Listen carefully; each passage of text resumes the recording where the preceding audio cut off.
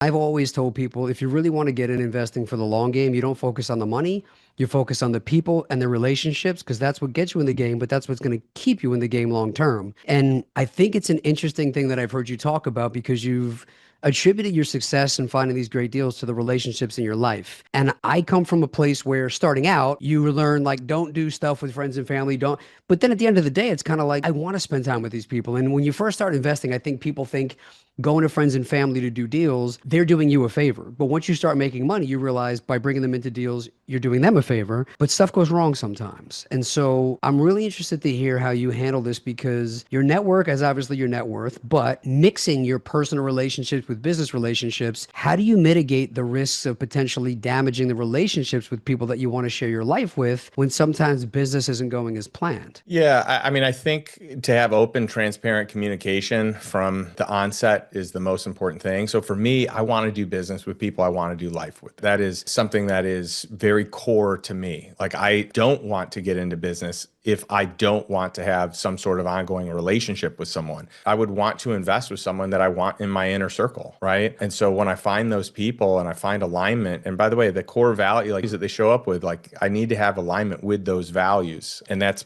part of what can help someone kind of get into what I would consider my inner circle. But it's that conversation up front, like, hey, I care about the relationship. The relationship trumps everything. I don't want to have a situation where, a deal goes bad and it hurts our relationship. So there's a temptation part of me. It's like, well, maybe we don't do any business together to preserve the relationship. Or if we can figure out a way to handle it as adults, that if things don't go well, no one's out to get anyone. And sometimes things just don't go well, no matter what, no matter everything you could do to diligence a deal, you may not see everything, or even if you saw everything, you may not know what's going to happen with the market and with the economy and with tariffs and with COVID and with whatever else might come along. As long as we can have an understanding that the relationship is first and we both honor that, then I think we could work together. So, that's really important to me. I mean, the worst thing in the world is, like I get that I'm an investor, so I'm going to lose money, right? Like that's just the nature of the beast. Now, the goal is to make more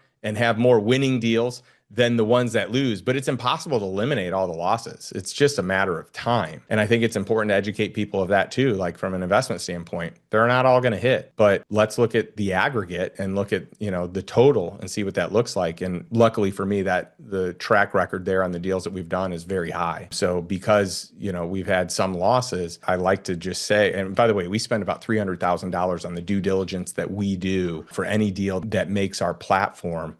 And so, for us, it's like the worst thing in the world is a deal not going well, because it's the worst feeling in the world if someone I know, someone I'm friends with, loses money in a deal that I did, right? Now, keep in mind, I don't raise money. I don't do my own deals, right? So generally, like if something goes bad, it's not me as an operator, right? It's just me maybe missing something about investing. I'm very comfortable losing money because I know it's the nature of the game, but the worst thing in the world to me is having someone I know, care about, a friend, a family member that loses in a deal that we've done. And luckily for us in the lifestyle investor community, it's very few, but it still is painful to me.